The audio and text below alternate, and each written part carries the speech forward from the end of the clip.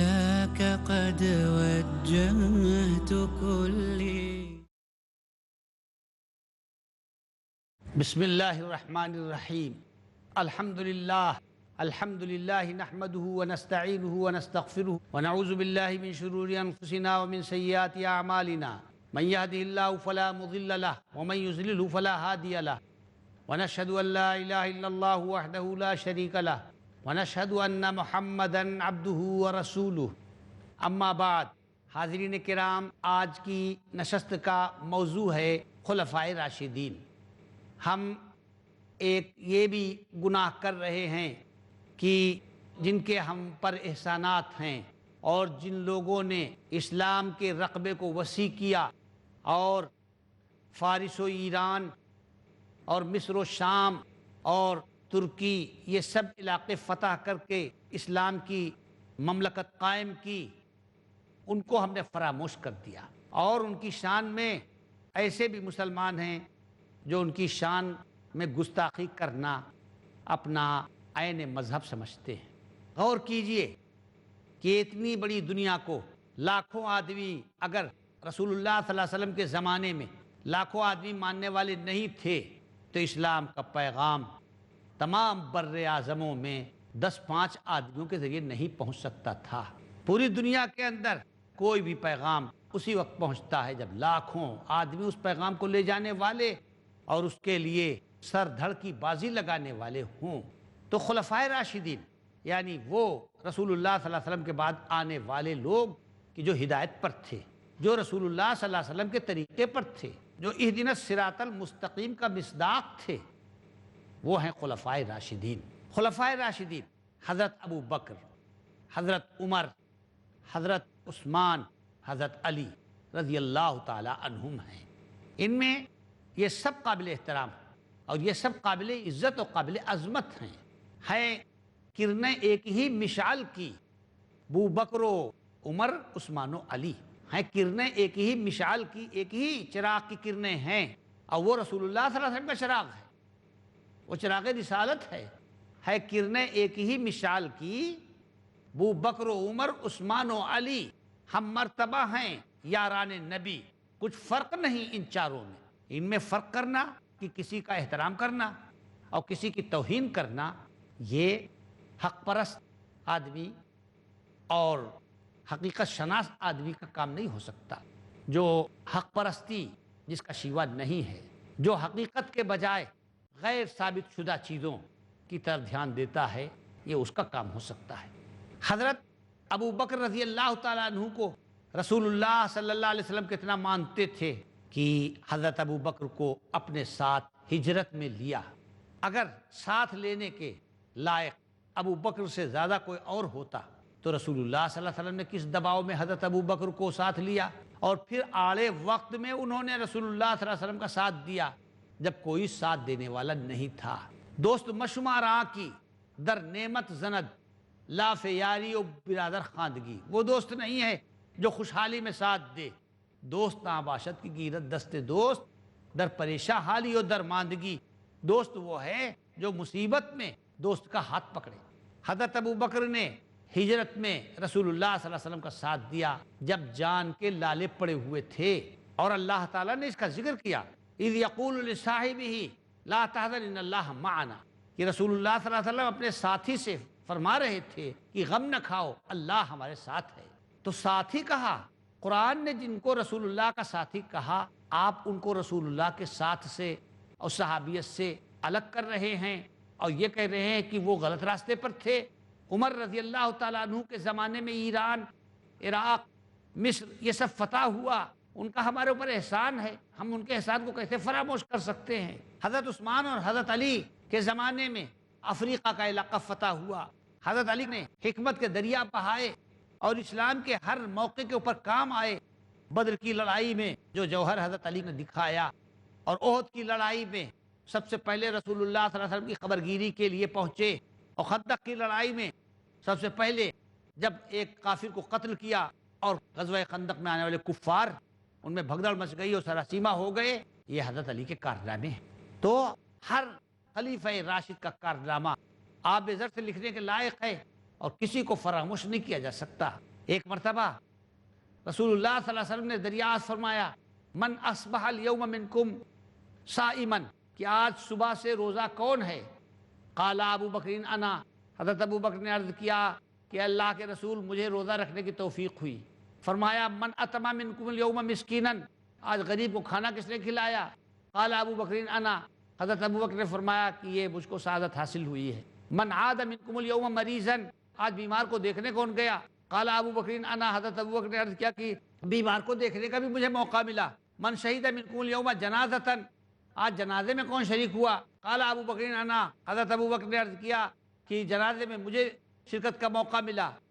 حضرت خوش ہو گئے اور فرمایا مجتمعنا فی امرئ الا دخل الجنہ، یہ ساری چیزیں جس شخص میں جمع ہوں گی اس کو جنت میں جانے سے کوئی نہیں روک سکتا۔ لو کنت متخذا خلیلا لاتخذت ابا بکر خلیلا، اگر جگری دوست کسی کو بنانا ہوتا تو میں ابو بکر کو جگری دوست بناتا۔ جگری دوست اس کو کہتے ہیں کہ دل میں اس کے علاوہ کسی کی جگہ نہ ہو، تو نبی کے لیے ایسا کوئی دوست دنیا میں نہیں ہو سکتا، کیونکہ نبی کے دل میں اللہ کے سوا کسی کی جگہ نہیں ہوتی۔ اگر نبی کے شایان شان یہ ہوتا کہ جگری دوست دنیا میں بنائیں تو ابو بکر کو ہم بناتے۔ اور عمر کی عظمت یہ ہے، شیطان کی مجال نہیں ہے کہ اس راستے پر چلے جس راستے پر عمر آ رہے ہیں، یہ عمر کی شان تھی۔ فرشتے بھی حضرت عثمان سے شرماتے ہیں، حضرت عثمان کی حیا کے سامنے فرشتے بھی اس حیا کا لحاظ کرتے ہیں۔ الحسن والحسین سیدہ شباب اہل الجنہ، حسن اور حسین جنت کے نوجوانوں کے سردار۔ تو یہ ہے معتدل عقیدہ، یہ ہے جامع عقیدہ۔ آل رسول سے بھی محبت کیجئے اور اصحاب رسول سے بھی محبت کیجئے۔ آل رسول سے محبت کرنا اور اصحاب رسول کی شان میں گستاخی کرنا بد نصیبی اور جہالت کی علامت ہے۔ جو لوگ اسلام کی تاریخ سے ناواقف ہیں یہ اس ناواقفیت کی علامت ہے۔ حضرت ابو بکر رضی اللہ تعالیٰ عنہ جب رسول اللہ صلی اللہ علیہ وسلم دنیا سے منتقل ہوئے، آپ کی وفات ہوئی، 11 مورچوں کے اوپر 11 محاذ جنگ پر حضرت ابو بکر نے لڑائی لڑی۔ کسی نے زکوٰۃ دینے سے انکار کر دیا۔ آپ اندازہ کر سکتے ہیں ایک چھوٹے سے لیڈر کے مرنے کے بعد فتنہ پیدا ہو جاتا ہے، تو جو دنیا کا سب سے بڑا رہبر تھا اس کے انتقال کرنے کے بعد فتنے پیدا ہوئے۔ کسی نے کہا ہم زکوٰۃ نہیں دیں گے، کسی نے کہا نبوت کا دعویٰ کر دیا، مسیلمہ کذاب وغیرہ نے نبوت کا دعویٰ کر دیا، کسی نے کہا کہ ہم اطاعت نہیں کریں گے۔ 11 مورچوں پر حضرت ابو بکر رضی اللہ تعالیٰ عنہ نے جنگ کی اور سب کو صحیح کیا، سب کی کجی دور کی، سب کا ٹیڑھا پن دور کیا۔ یہ ہے حضرت ابو بکر کا کارنامہ۔ قرآن کریم کو جمع کیا۔ قرآن کریم ایک کتاب میں نہیں تھا، جمع تھا، ایک کتابی شکل دی حضرت ابو بکر رضی اللہ تعالیٰ عنہ نے۔ حضرت عمر رضی اللہ تعالیٰ عنہ دور جاہلیت کے اندر بھی بڑے خوددار اور بڑے غیور تھے۔ ایک مرتبہ اسلام لانے سے پہلے کا واقعہ ہے کہ ملک شام تجارت کے لیے گئے تھے، تجارت کر کے وہاں سے واپس ہوئے تو قافلے والوں سے کہا کہ ملک شام میں میرا ایک کام رہ گیا ہے اور میں چلا آیا ہوں، آپ حضرات سفر جاری رکھیے اور میں اپنا کام کر کے واپس آتا ہوں۔ تو حضرت عمر چلے گئے شام کے ایک بازار میں، کوئی کام کر رہے تھے کہ اتنے میں ایک پادری آیا۔ وہ لوگ جو ملک شام کے رہنے والے تھے اور یہ عیسائی مسلمانوں کو ذلیل سمجھتے تھے، عربوں کو ذلیل سمجھتے تھے۔ اس وقت اسلام کا تو وہ دور دورہ نہیں تھا، عمر مسلمان نہیں تھے، عرب سمجھ کر ان کو ذلیل کرنا چاہا اور ان کو پکڑ کر اپنے گرجا گھر میں لے گیا اور کہا کہ یہ جو مٹی ہے اس کو یہاں سے اٹھا کر وہاں ڈالو جا کر، ٹوکرا دیا اور پھاوڑا دیا۔ حضرت عمر اس ذلت کو کہاں گوارا کر سکتے تھے؟ وہ پادری تو یہ کہہ کے چلا گیا، حضرت عمر بیٹھے رہے اسی طرح۔ دوپہر کو آیا تو دیکھا کہ کچھ بھی کام نہیں کیا ہے، تو مارے غصے کے اس نے ایک مکہ حضرت عمر رضی اللہ تعالیٰ عنہ کے سر پہ مارا۔ حضرت عمر فرماتے ہیں کہ میرا سر بھن آ گیا۔ اس کے بعد میں نے پھاوڑے کو اٹھا کر وہی پھاوڑے کا جو پچھلا حصہ تھا اس کے سر پہ رسید کر دیا اور اس کا بھیجا پھٹ گیا اور وہ وہیں پر اسے دم توڑ دیا، اور اس کے بعد میں وہاں سے بھاگ کھڑا ہوا۔ تو یہ تھے حضرت عمر رضی اللہ تعالیٰ عنہ۔ دور جاہلیت میں بھی وہ کسی کی ذلت کو برداشت کرنا ان کے خمیر سے باہر کی بات تھی، ان کے خمیر میں یہ نہیں تھا کہ وہ ذلت برداشت کریں۔ تو حضرت عمر رضی اللہ تعالیٰ عنہ ایمان لائے اور پھر اللہ تعالیٰ نے ان کو خلافت عطا کی۔ تو کیا کیا انہوں نے؟ انہی کے زمانے میں ملک شام فتح ہوا۔ انہی کے زمانے میں عراق فتح ہوا، انہی کے زمانے میں ایران فتح ہوا۔ اور پھر وہ کتنے نرم دل تھے کہ مدینہ دارالسلطنت تھا، راجدھانی تھا، اتنے ملکوں کی راجدھانی، مصر کی راجدھانی، شام کی راجدھانی، عراق کی راجدھانی، تو راجدھانی میں تو 24 گھنٹے لوگ آتے جاتے رہتے، لاکھوں لوگ آتے ہیں اور جاتے ہیں۔ جب شام ہو جاتی تھی تو مدینے کے باہر خیمے ڈال کر رہتے تھے، جب صبح ہوتی تھی تو پہنچتے تھے۔ تو حضرت عمر اکثر رات کو گشت کیا کرتے تھے کہ جو لوگ مدینے سے باہر ہیں اور رات کو پہنچے ہیں اور خیمے ڈال کے پڑے ہوئے ہیں، کوئی چوری نہ کرے، کوئی رہزنی نہ کرے، کوئی ان کو ستائے نہیں، تو گشت کرتے تھے۔ تو ایک مرتبہ دیکھا کہ ایک خیمہ لگا ہوا ہے اور خیمے کے باہر ایک بدو بیٹھا ہوا ہے، تو حضرت اس سے باتیں کرنے لگے، ترس کھایا کہ بیچارہ پردیسی ہے اور اکیلا بیٹھا ہوا ہے، باتیں کرنے لگے۔ باتیں کرتے کرتے خیمے کے اندر سے ایک عورت کے رونے کی آواز آئی، تو آپ نے پوچھا یہ کیا ماجرا ہے؟ تو کہا یہ آپ کے لائن کی بات نہیں ہے، یہ مردوں والی بات نہیں، یہ عورتوں والی بات۔ تو آپ نے فرمایا عورتوں والی کیا بات ہے؟ کہا یہ میری بیوی ہے اور حمل کی حالت میں ہے، بچے کی پیدائش ہو رہی اس لیے وہ رو رہی ہے۔ تو یہ آپ سے اس کا کیا مطلب ہے؟ کوئی اور ہوتا، غور کیجئے، وہ سچے خلیفہ تھے، کیا جھوٹے خلیفہ کی یہ شان ہوتی ہے؟ کیا دنیا دار آدمی کی یہ بات ہوتی ہے؟ حضرت فوراً گئے اپنے گھر اور اپنی بیوی کو لے کر آئے اور کہا کہ ایک پردیسی غریب آدمی ہے، اس کی بیوی کے یہاں پیدائش ہو رہی ہے اور کوئی اس کی تیمارداری کرنے والا نہیں ہے، تم چلو اور اس پردیسی عورت کی تیمارداری کرو۔ وہ آئیں اور انہوں نے اس کی دیکھ بھال کی۔ تھوڑی دیر کے بعد اندر سے آواز آئی، امیر المومنین ابشر صاحبک بالابن، امیر المومنین جو باہر آدمی بیٹھا ہوا ہے اور جس سے آپ باتیں کر رہے ہیں اس کو آپ خوشخبری دیجئے کہ اس کے گھر لڑکا پیدا ہوا۔ تب جا کر اس بدو کی سمجھ میں آیا کہ یہ تو بادشاہ ہیں، یہ تو امیر المومنین ہیں، اور جو اندر عورت ہماری بیوی کی تیمارداری کری وہ امیر المومنین کی ملکہ ہیں۔ اسی طرح اور دیگر خلفاء کے کارنامے ہیں۔ وقفے کا وقت ہو گیا ہے، وقفے کے بعد انشاءاللہ حاضر ہوں گے اور جو بات رہ گئی اسے مکمل کریں گے۔ السلام علیکم ورحمۃ اللہ۔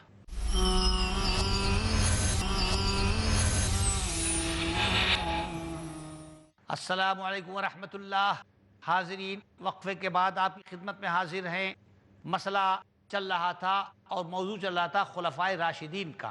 حضرت ابوبکر رضی اللہ تعالیٰ عنہ کے زمانے میں مسیلمہ مارا گیا، اسود عنسی مارا گیا، اور جو نبوت کا جھوٹا دعویٰ کرنے والے تھے یا تو جہنم رسید ہو گئے اور یا پھر انہوں نے دوبارہ توبہ کی اور اسلام قبول کیا اور اسلام کے اندر داخل ہو گئے۔ جن لوگوں نے زکوٰۃ دینے سے انکار کیا ان کی سمجھ میں آ گیا اور انہوں نے بیت المال میں لا کر زکوٰۃ جمع کی۔ پھر حضرت عمر رضی اللہ تعالیٰ عنہ کا دور آیا۔ حضرت عمر رضی اللہ تعالیٰ عنہ دور جاہلیت کے اندر بھی بڑے خوددار اور بڑے غیور تھے۔ ایک مرتبہ اسلام لانے سے پہلے کا واقعہ ہے کہ ملک شام تجارت کے لیے گئے تھے، تجارت کر کے وہاں سے واپس ہوئے تو قافلے والوں سے کہا کہ ملک شام میں میرا ایک کام رہ گیا ہے اور میں چلا آیا ہوں، آپ حضرات سفر جاری رکھیے اور میں اپنا کام کر کے واپس آتا ہوں۔ تو حضرت عمر چلے گئے شام کے ایک بازار میں، کوئی کام کر رہے تھے کہ اتنے میں ایک پادری آیا۔ وہ لوگ جو ملک شام کے رہنے والے تھے اور یہ عیسائی مسلمانوں کو ذلیل سمجھتے تھے، عربوں کو ذلیل سمجھتے تھے۔ اس وقت اسلام کا تو وہ دور دورہ نہیں تھا، عمر مسلمان نہیں تھے، عرب سمجھ کر ان کو ذلیل کرنا چاہا اور ان کو پکڑ کر اپنے گرجا گھر میں لے گیا اور کہا کہ یہ جو مٹی ہے اس کو یہاں سے اٹھا کر وہاں ڈالو جا کر، ٹوکرا دیا اور پھاوڑا دیا۔ حضرت عمر اس ذلت کو کہاں گوارا کر سکتے تھے؟ وہ پادری تو یہ کہہ کے چلا گیا، حضرت عمر بیٹھے رہے اسی طرح۔ دوپہر کو آیا تو دیکھا کہ کچھ بھی کام نہیں کیا ہے، تو مارے غصے کے اس نے ایک مکہ حضرت عمر رضی اللہ تعالیٰ عنہ کے سر پہ مارا۔ حضرت عمر فرماتے ہیں کہ میرا سر بھن آ گیا۔ اس کے بعد میں نے پھاوڑے کو اٹھا کر وہی پھاوڑے کا جو پچھلا حصہ تھا اس کے سر پہ رسید کر دیا اور اس کا بھیجا پھٹ گیا اور وہ وہیں پر اسے دم توڑ دیا، اور اس کے بعد میں وہاں سے بھاگ کھڑا ہوا۔ تو یہ تھے حضرت عمر رضی اللہ تعالیٰ عنہ۔ دور جاہلیت میں بھی وہ کسی کی ذلت کو برداشت کرنا ان کے خمیر سے باہر کی بات تھی، ان کے خمیر میں یہ نہیں تھا کہ وہ ذلت برداشت کریں۔ تو حضرت عمر رضی اللہ تعالیٰ عنہ ایمان لائے اور پھر اللہ تعالیٰ نے ان کو خلافت عطا کی۔ تو کیا کیا انہوں نے؟ انہی کے زمانے میں ملک شام فتح ہوا، انہی کے زمانے میں عراق فتح ہوا، انہی کے زمانے میں ایران فتح ہوا۔ اور پھر وہ کتنے نرم دل تھے کہ مدینہ دارالسلطنت تھا، راجدھانی تھا، اتنے ملکوں کی راجدھانی، مصر کی راجدھانی، شام کی راجدھانی، عراق کی راجدھانی، تو راجدھانی میں تو 24 گھنٹے لوگ آتے جاتے رہتے، لاکھوں لوگ آتے ہیں اور جاتے ہیں۔ جب شام ہو جاتی تھی تو مدینے کے باہر خیمے ڈال کر رہتے تھے، جب صبح ہوتی تھی تو پہنچتے تھے۔ تو حضرت عمر اکثر رات کو گشت کیا کرتے تھے کہ جو لوگ مدینے سے باہر ہیں اور رات کو پہنچے ہیں اور خیمے ڈال کے پڑے ہوئے ہیں، کوئی چوری نہ کرے، کوئی رہزنی نہ کرے، کوئی ان کو ستائے نہیں، تو گشت کرتے تھے۔ تو ایک مرتبہ دیکھا کہ ایک خیمہ لگا ہوا ہے اور خیمے کے باہر ایک بدو بیٹھا ہوا ہے، تو حضرت اس سے باتیں کرنے لگے، ترس کھایا کہ بیچارہ پردیسی ہے اور اکیلا بیٹھا ہوا ہے، باتیں کرنے لگے۔ باتیں کرتے کرتے خیمے کے اندر سے ایک عورت کے رونے کی آواز آئی، تو آپ نے پوچھا یہ کیا ماجرا ہے؟ تو کہا یہ آپ کے لائن کی بات نہیں ہے، یہ مردوں والی بات نہیں، یہ عورتوں والی بات۔ تو آپ نے فرمایا عورتوں والی کیا بات ہے؟ کہا یہ میری بیوی ہے اور حمل کی حالت میں ہے، بچے کی پیدائش ہو رہی اس لیے وہ رو رہی ہے، تو یہ آپ سے اس کا کیا مطلب ہے؟ کوئی اور ہوتا، غور کیجئے، وہ سچے خلیفہ تھے، کیا جھوٹے خلیفہ کی یہ شان ہوتی ہے؟ کیا دنیا دار آدمی کی یہ بات ہوتی ہے؟ حضرت فوراً گئے اپنے گھر اور اپنی بیوی کو لے کر آئے اور کہا کہ ایک پردیسی غریب آدمی ہے، اس کی بیوی کے یہاں پیدائش ہو رہی ہے اور کوئی اس کی تیمارداری کرنے والا نہیں ہے، تم چلو اور اس پردیسی عورت کی تیمارداری کرو۔ وہ آئیں اور انہوں نے اس کی دیکھ بھال کی۔ تھوڑی دیر کے بعد اندر سے آواز آئی، امیر المومنین ابشر صاحبک بالابن، امیر المومنین جو باہر آدمی بیٹھا ہوا ہے اور جس سے آپ باتیں کر رہے ہیں اس کو آپ خوشخبری دیجئے کہ اس کے گھر لڑکا پیدا ہوا۔ تب جا کر اس بدو کی سمجھ میں آیا کہ یہ تو بادشاہ ہیں، یہ تو امیر المومنین ہیں، اور جو اندر عورت ہماری بیوی کی تیمارداری کری وہ امیر المومنین کی ملکہ ہیں۔ تو یہ تھا خلیفہ راشد حضرت عمر رضی اللہ تعالی عنہ کا مزاج، یہ تھی ان کی رعایا کی خیر خواہی۔ اس کے بعد حضرت عثمان غنی کا زمانہ آیا۔ حضرت عثمان غنی نے اپنا پورا مال اسلام کے فروغ کے لیے اور اسلام کی قربانی کے لیے لگا دیا۔ ایک مرتبہ غزوہ تبوک کے موقع پر رسول اللہ صلی اللہ علیہ وسلم نے فرمایا کہ بھائی تنگی کا وقت ہے اور غزوہ تبوک میں جانا ضروری ہے، سامان کی کمی ہے، آپ حضرات چندہ دیجئے۔ ممبر کے اوپر کھڑے ہو کر مسجد نبوی میں آپ نے چندے کی اپیل کی، لوگوں نے چندہ دیا، لیکن حضرت عثمان رضی اللہ تعالیٰ عنہ نے کہا کہ علیہ مئۃ من الابل باقطابها واحمالها، سب لوگوں نے تھوڑا تھوڑا چندہ دیا۔ حضرت عثمان نے فرمایا کہ 100 اونٹ میں پیش کرتا ہوں، اور خالی 100 اونٹ نہیں بلکہ 100 اونٹ مئے ساز و سامان کے، جتنے ہتھیار ان کے اوپر ہیں اور جتنا غلہ ہے اور جتنا پنیر ہے اور جتنا شہد ہے اور جتنی شکر سب اور جتنی کھجوریں وہ سب میں 100 اونٹ دیتا ہوں۔ حضرت خوش ہو گئے۔ اس کے بعد پھر آپ نے اپیل کی کہ غزوہ تبوک میں چندہ دینے کی ضرورت ہے، وہاں بہت ساز و سامان چاہیے، تو پھر حضرت عثمان نے فرمایا کہ 100 اونٹ میں اور اپنے ذمہ لیتا ہوں۔ حضرت خوش ہو گئے۔ آپ نے فرمایا اور غزوہ تبوک میں چندہ دو، تو پھر حضرت عثمان نے فرمایا کہ 100 اونٹ میں اور دیتا ہوں۔ پھر حضرت بہت خوش ہو گئے۔ پھر آخری سیڑھی پر آپ آ گئے، پہلی سیڑھی سے اترے، دوسری پہ، دوسری سے تیسری پہ آئے اور فرمایا غزوہ تبوک میں چندہ دو، بہت زیادہ سامان کی ضرورت ہے۔ تو حضرت عثمان گھر گئے اور جا کر ایک بورا لے کر آئے جس کو اٹھانا مشکل تھا، اس میں سونے کے سکے تھے، 1000 اشرفیاں تھیں، وہ لا کر رسول اللہ صلی اللہ علیہ وسلم کے قدموں میں ڈھیر کر دی۔ حضرت خوش ہو گئے اور آپ داہنے ہاتھ میں اپنے اشرفیاں لیں اور بائیں ہاتھ پر اس کو ڈال لیتے اشرفیوں کو اور فرما رہے تھے ما ضر عثمان ما عمل بعد اليوم، عثمان جو کچھ بھی کریں آج کے بعد عثمان کو کوئی نقصان نہیں پہنچے گا، اللہ سب معاف کر دے گا۔ اللہ تعالیٰ نے عثمان کی اس عمل کو اتنا قبول کیا